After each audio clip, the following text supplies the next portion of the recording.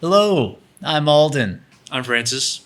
Welcome back to the ChattyAF podcast. We have a new guest today. Please introduce Hi. yourself. I'm Arsala, and I'm from Pakistan, and I am studying PhD here at NCU. Arsana is, of course, one of our lovely TAs. Yeah. Excellent TA, and wanted to invite you just to hear your story regarding like why you're in Taiwan, just in general, like English. So you can really start anywhere. We can just have a conversation and just kind of go from there. Okay. To be honest, Taiwan was not actually in the plan. It just It was the time of COVID when I enrolled in PhD, and I got in a couple of universities in UK as well as in Malaysia. But there was a travel ban, and suddenly I don't know why, but there were a lot of admissions open, and I just applied it here because my supervisor, he has like a really good reputation research wise and in his field. So that's why I applied for him, and the travel was open here, and it was just like, okay, UK is a no-go area right now, and I don't know when the travel will get lifted up, the travel ban. So I just started. It was just destiny. Yeah, wow. But yeah, to be honest, after that, I really like it here. It's a very safe, peaceful, and a very green kind of place. I enjoy it, the nature. And Yeah, that's funny you say that because whenever our guests, who are generally Taiwanese students, they ask us, why do we like Taiwan? Why did we come here? Those are the exact same answers. Yeah. It's safe, it's green, it's convenient. Yes. Yes. For me, yeah, it's all those reasons, but also we're on an island where there's everything. Maybe except snow. But like I enjoy the water activities, so like surfing, Yeah. snorkeling, scuba diving, stand up paddle boating, paddling, just all the above, right? Like you Yeah. have everything Yeah. here, and Alden here likes mountains, so Yeah, I mean it's something that we talk about a lot is just the fact that it's really just such a treat to be here, to be able to experience, the hiking, Yeah. like the surfing, the scuba diving. But in addition to that, it's also like such a privilege to be around people who are so like kind and receptive Yes. to our ideas. Yes. How have you been finding it here at NCU? Have you been finding it kind of easy to get along with people, easy to find community here at the school? Yes and no, because if you ask me in comparison to any other university in the world, the PhD program and community wise, not so much, because everyone is working on their own, and there is nothing like a PhD community where you can get to meet or do your own stuff. Yes, I totally agree that Taiwan, on the whole, they have a lot of things happening, and you never get bored. You will find something to your taste, be it mountains or the beaches. Because where I come from, Pakistan, it's like in one city you have beach, and in the other city you might have mountains, not together, Right. something like that. So here it's different. But circling back to the question, the people, no doubt, they are very, very friendly. They are very kind. And especially if you go, like, if you're wearing a hijab, I never, ever feel bullied or harassed. Or people here, they might ask you questions, and they might feel inquisitive about something, they want to know, but there is a difference. They are Yeah, not absolutely. they are not showing any hatred, or they are not putting you on the spotlight that why you're doing it, or your eating habits and everything. Right. It's very different. But so yeah, as far as that is concerned, yes. But I wish that in the school there would have been a place where all the PhDs maybe could, there would be a community. I mean, it's a very stressful kind of a degree. And sometimes you need to be around people who are facing the same kind of stress just to let you know that it's okay. Everyone else is also drowning. You are not the only one. You're all So- drowning together. Yeah. Or maybe you're just trying to be afloat or something. So yeah. And but overall, yes, it's lovely. What are some ways have you tried finding community? What do you think is the hardest part of like trying to get people together? Time schedules yeah. and they're busy and yeah and you know, always for such things the first step is difficult. Who will take the initiative? The schools, the departments, the students, and then okay, it might be one-time activity, but to let people gather the second time, it will be more harder. So yes, PhD people like to live in their own cocoons, and it's hard to drag them out Right. unless and until you feel like, no, I must do this. This Yeah, is yeah. good for my mental well-being, or this needs to be done, or something. Yeah, fair. Of course. So you've, Yeah. you've been here for a few years now. Yeah, this is And- my 4th year. I'm curious, is there anything that you still want to try here in Taiwan? Maybe something new? Snorkeling. Nice. Ooh. Good. Yeah, snorkeling and scuba diving, yes. But I've tried quite a few things that I didn't get to try back home because the culture is kind of really different from Pakistan. Here you will find a lot of international students from the neighboring countries. So maybe for them it's not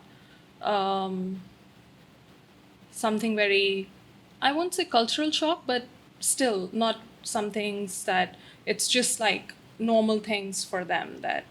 But people coming from the other part of Asia, like South Asia, they have to get accustomed to a lot of things. They have to tune down, or I mean, their eating habits or stuff. But yes, quite a few things I have tried here. But yeah, I go a lot on the hiking. Ooh. Yeah. That's like, it's a different kind of hike here. Mostly the paths are like well maintained and it's not rough. It's a bit different from Pakistan. But yes, a lot of fun things. What is What- the hike? Yeah. Oh, go ahead. No, go ahead. you were gonna ask. Go ahead. Go ahead. I think this is both of our question, right? But Probably. like, what's the hiking like in Pakistan? In Pakistan, like because we are kind of an underdeveloped country, so mostly the hiking paths are really rough. It's not like so well maintained. The hiking routes, they are not so well maintained.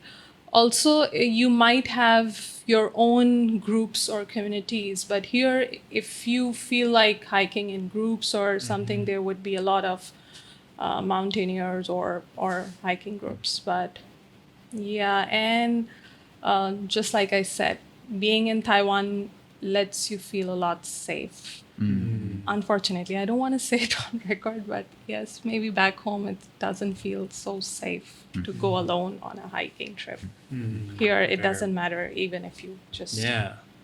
And you've kind of already started talking about the differences, right? I'm just generally curious about what are other big cultural differences you've experienced. And no, I mean, the cultural difference of just like being able to do things alone, I think that's a big one. Even for me as a male, like I feel like I can do a lot of things in the States, but after a certain time in a certain area, like Yes. you're not, Yes. even as a male, I'm not doing that, right? But I think pretty safe to say I can't think of any spots in Taiwan where I would not feel safe. I don't know, but I haven't explored too many spots of Taiwan. I'm sure there are some dangerous parts maybe, but like you said, I think that was a big thing for me coming here and just automatically feeling like, oh, it's 2 a.m. I'm walking Yes, around yes. like, wow, no one's bothering me. Yeah. I just remembered something. I told this to almost everyone back home because it's not a cultural shock, but it was a pleasant surprise for me. People don't steal here. You don't. I mean, even if you leave something here, after a week or so, you will come back and it would still be there. It's a table or it's a road, pavement, anything. I mean, I told my mother that I'm living in heaven already. Yeah. One time this thing happened, like 2 years ago, I got COVID.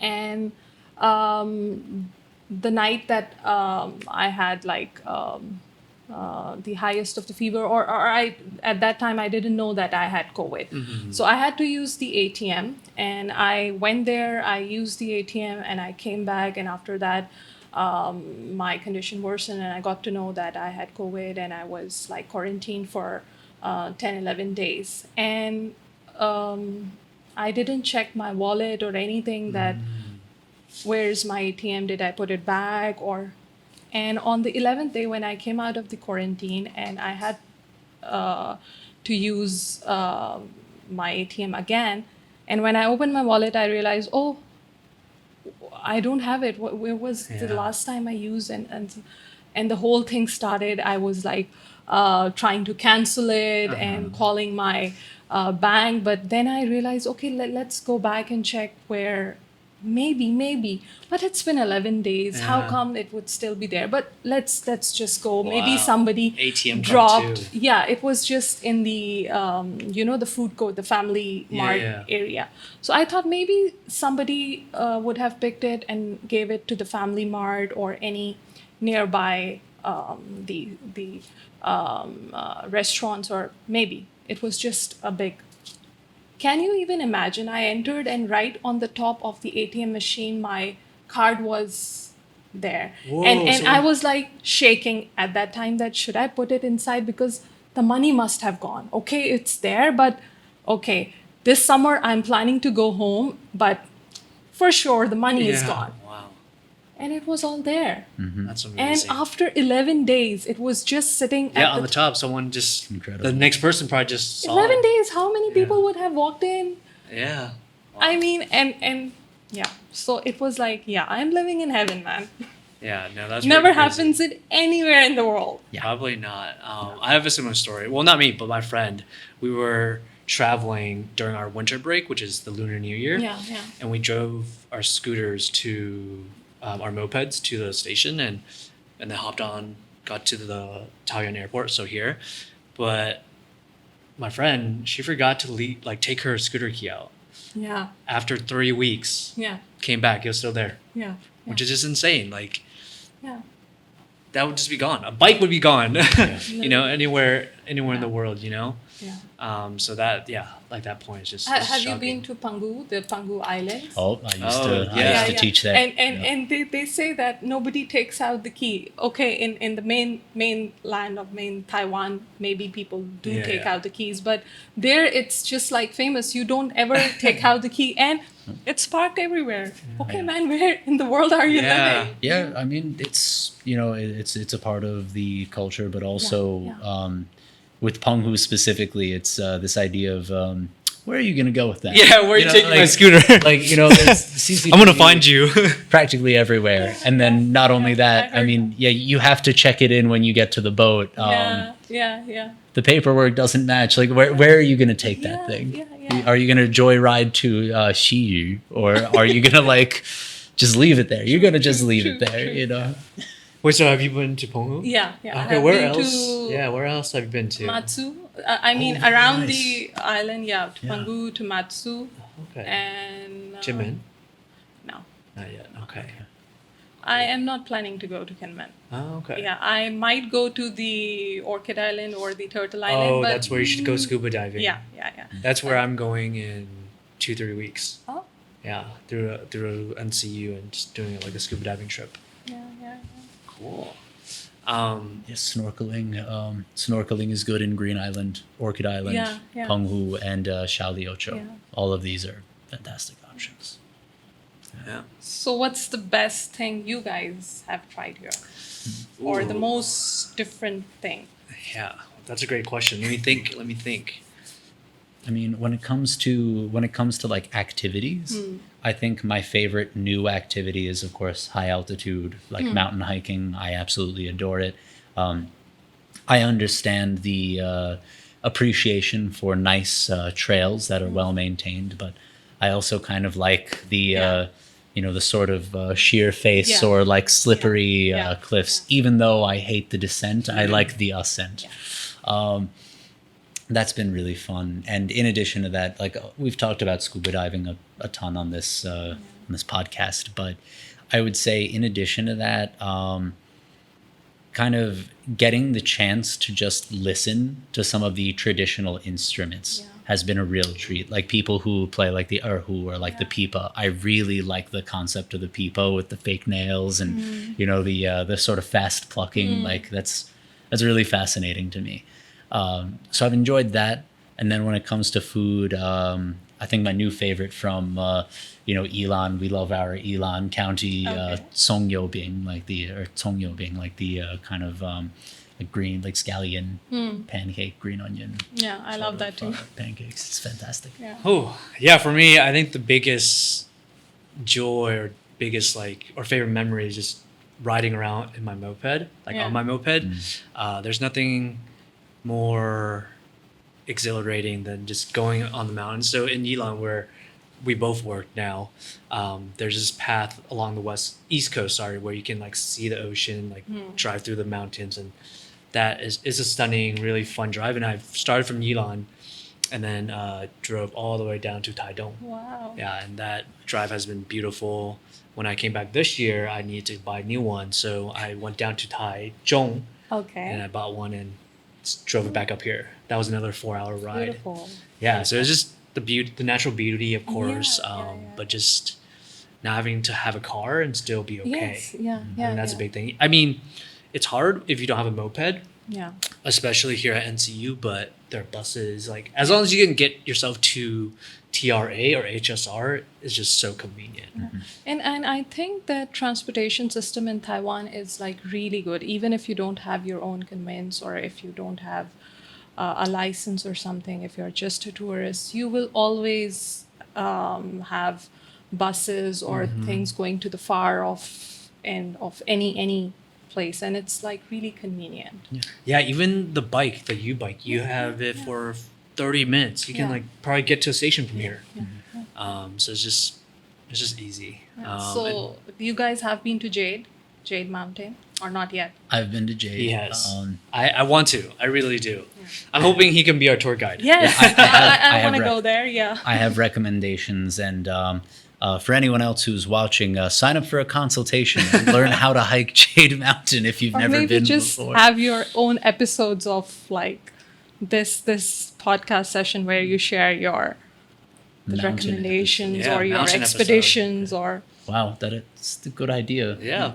Maybe the students can just run the podcast. Exactly. What's your favorite though? How about that? We'll start with that. Favorite mountain. Yeah. It's very hard for me to decide between two.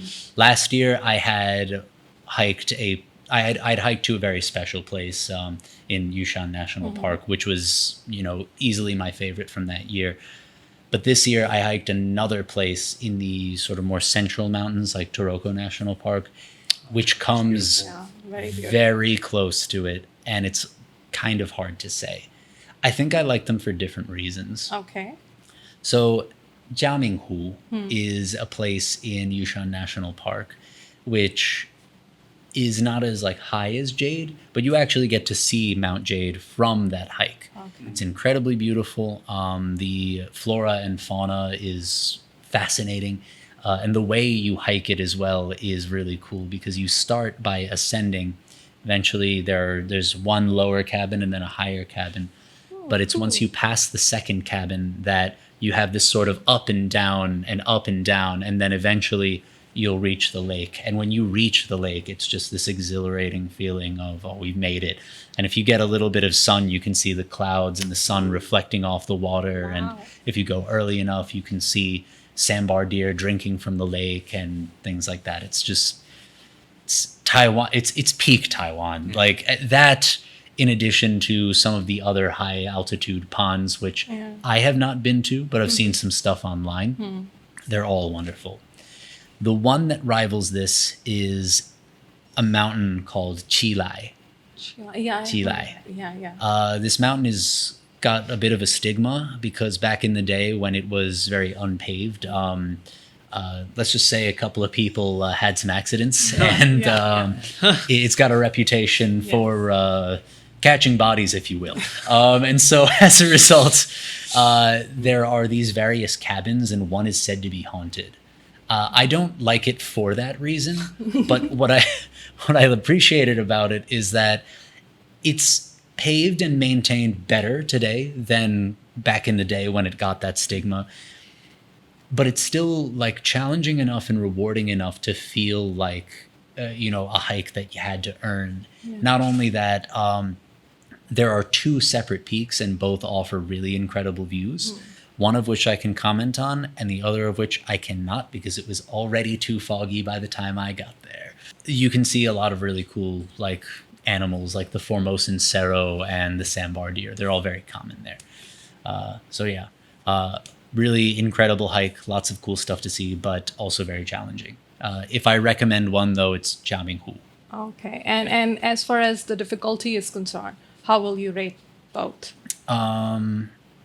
Jiaminghu is about a 3 out of 5, and Chilai is like a 3.54 for me at least. Chilai has been the most challenging hike that I've done here, but I think the reason for that is because with that one, you start by ascending a little bit, then you go into a valley, then you come up, you do both peaks, then you come back down, and then at the end, when your energy is gone, you got to go back up out of the valley. So yeah, it's a test. It's a test. Test of your patience. So how long does it take? Like 2 to 3 days, depends. I was using poles. I was using my arms 50% of the time. Yeah. No, I don't think I've done anything that intense. My favorite is probably Ali-san. Ali-san, It's a classic. I think going up there, I didn't hike it, like we drove and stuff. So, but like once we got to the national park or is it national park? I don't even know. Yeah. It is. We just took the train, walked around, had some tea. I think that's probably like my new favorite like activity from coming here to Taiwan is just drinking tea. I had like coffee before, like a lot of my friends at home like coffee, but to just enjoy a cup of tea and the ritual. Also did that at Jiufan. That was a really nice place. The tea house is there, really beautiful. But I went to Ali-san with my friends and very similar. The tea leaves there. We went to a farm. It was just absolutely amazing. We tried to catch the sunrise, but it was just way too foggy. I feel like that's like maybe a common theme. You just have to be lucky to get the sunrise.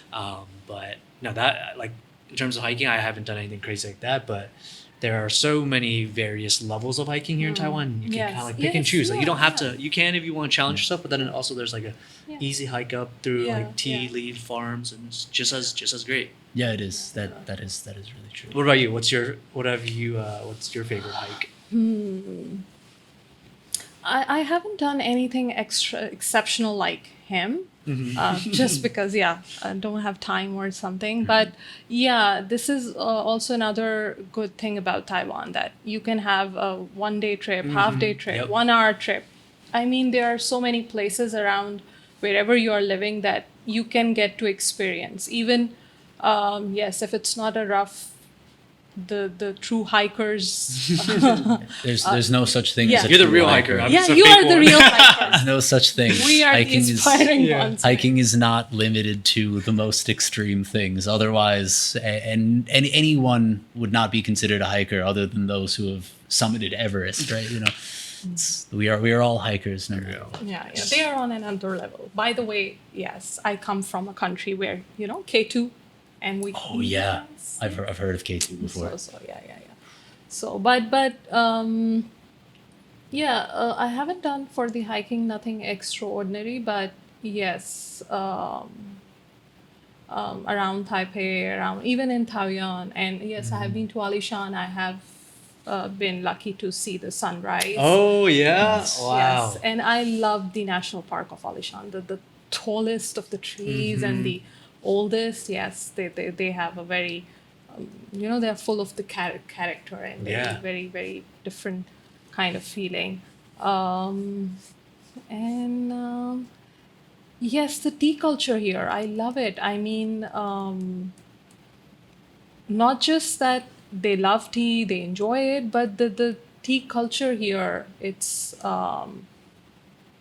the way they make it, the whole process. Yep. Absolutely. But since you guys also teach, what do you think?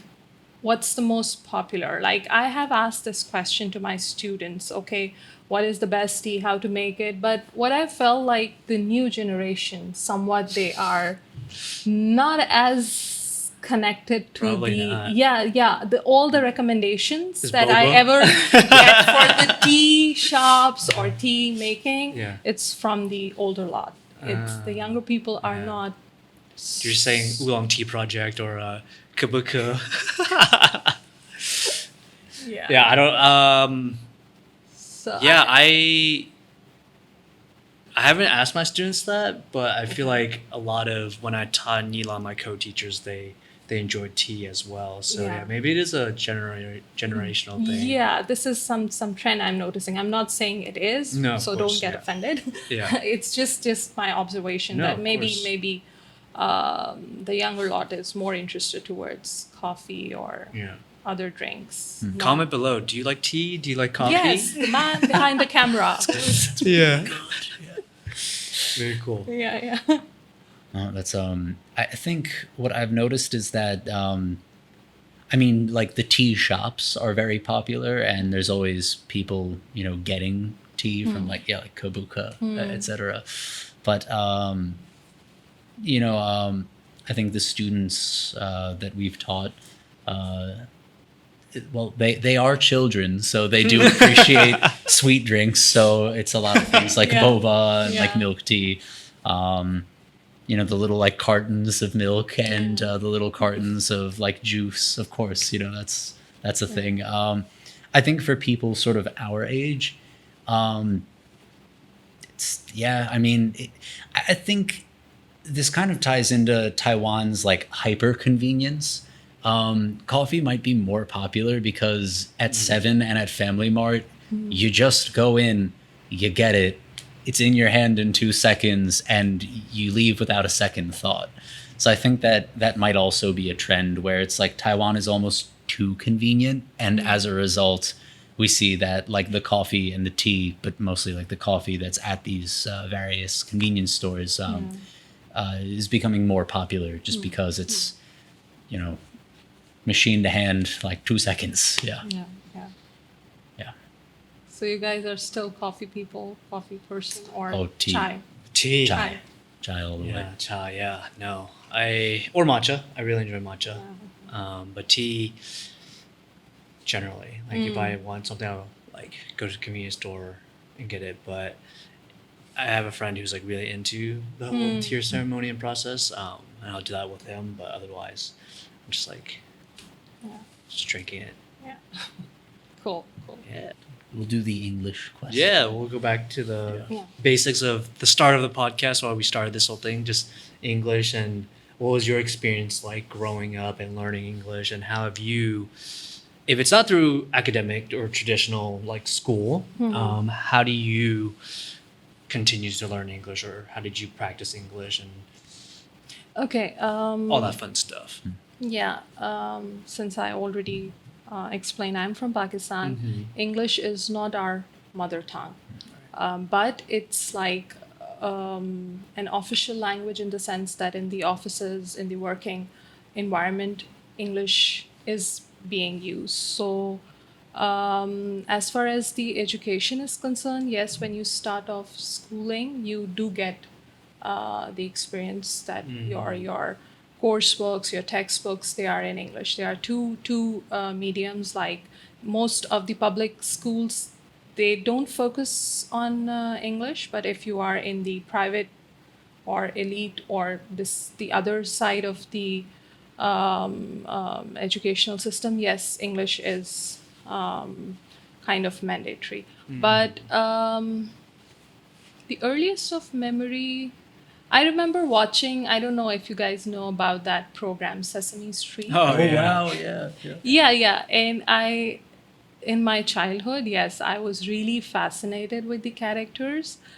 And later on, I was drawn to books and readings. I won't say that the primary reason for both of them was to learn the language. No, it was just, I think, a consequence, a fruitful one. Yeah. And so, yes, reading helped a lot. Absolutely. Yeah. And watching TV or these kind of programs, I think. We had another guest earlier who talked about watching TV, watching Friends, watching Breaking Bad. Breaking Bad. Oh, yeah. So it sounds like that's a very common way of like learning English, but also maybe not intentionally to learn English, but they Yes, just yes. enjoy the show, right? Yeah. And for you, maybe it's like reading and Yeah. Sesame Street. Yeah. Are all great ways. And what thinking about learning Chinese, like I'm like slowly trying to watch more Chinese shows. Yeah. I haven't watched any yet, but there was a movie I watched like a couple of years ago. I was like, oh, I can like this is a great way to practice. Like I didn't even think it wasn't like I didn't even think of it as a way to practice the language. It was just like, oh, this movie looked really interesting, right? And that makes a lot of sense. Yes.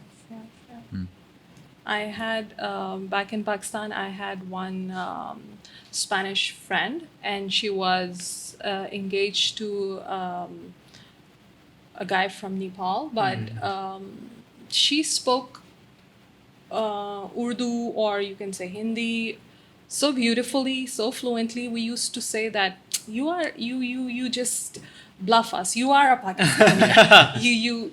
And she would say that, and I was always I would always ask her that, how come you know this term? How come you know this word? And she would simply say, I love watching Hindi cinema. I love watching movies, so I practice. And so yes, this is one way of learning. Yeah, Yeah, absolutely. Netflix subtitles, and you will get at least a bit hang of. Yeah. That is really cool. Fantastic. What I'm curious about too is the jump from Urdu to English and Urdu to Chinese, and like what are some of the challenges with like the jump from Urdu to like Chinese? As far as Urdu and English is concerned, once you start speaking, the jump, there isn't a jump, because the way we speak Urdu, it becomes a Minglish type of thing. Sometimes we are using words of English in our conversation. I see. And I thought previously that it was just something that we Pakistanis used to do. But then I observed, yes, Indians are also doing it. And lately I watched a few videos from Turkey, and they are also doing something like.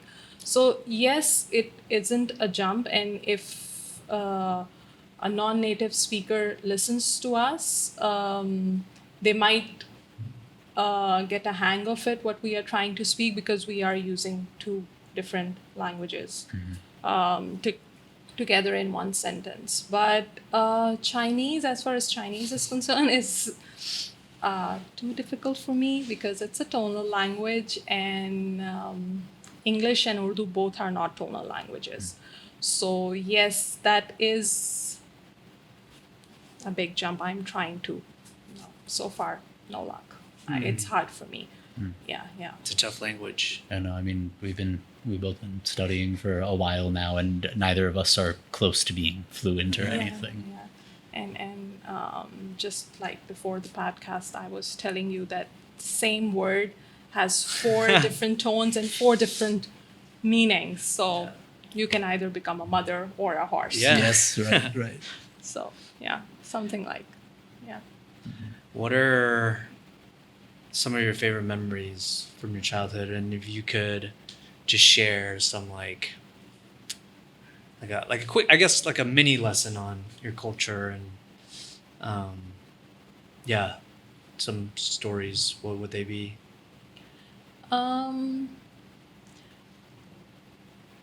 We didn't get to travel a lot when I was a child, but yes, I enjoyed all my grandparents. So this is one part of the culture coming from a South Asian background that the extended family is also like a big family, and you get to enjoy all the festivities on all the events. Everyone is together, and they are like a lot of cousins, a lot of, and you know, the best kind of care and love you get from your grandparents. So yes, my early childhood memories would involve that because we were living in another city. My maternal grandparents were living in another city, so we used to travel. We used to spend our summers there in their home. So yes, a lot of things, like few things that your grandma would cook, or Grandma's your cooking. yeah.